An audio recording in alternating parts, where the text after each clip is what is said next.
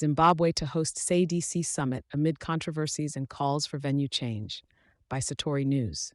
South Africa is backing Zimbabwe as the host for the upcoming Southern African Development Community (SADC) summit, despite widespread international concern over human rights violations in the lead-up to the regional event.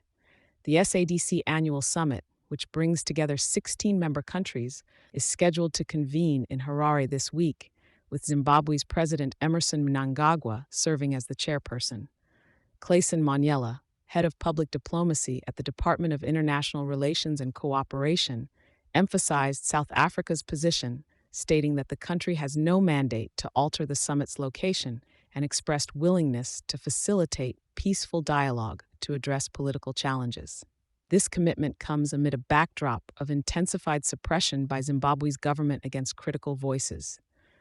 In preparation for the summit, which also features a SADC Industrial Week and preceding council meetings, a significant crackdown on opposition and activists has taken place.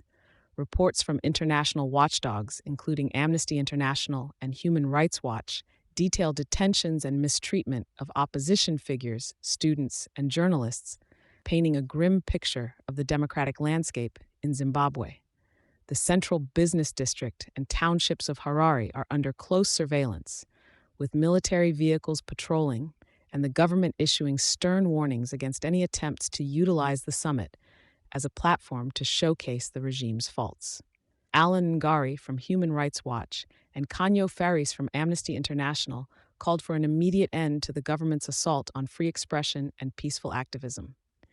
Despite these disturbing reports, the Democratic Alliance's DA spokesperson on international relations, Emma Powell, criticized the decision to continue with Harare as the venue, arguing it violates the principles upon which SADC was founded and undermines international law. She demanded a stance from South Africa to uphold democratic values by advocating the summit be moved.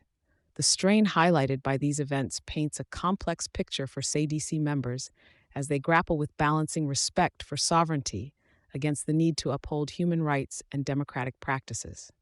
The ongoing events in Zimbabwe will undoubtedly shape discussions at the SADC summit as the international community looks on with vigilant eyes. Thank you for choosing Satori News.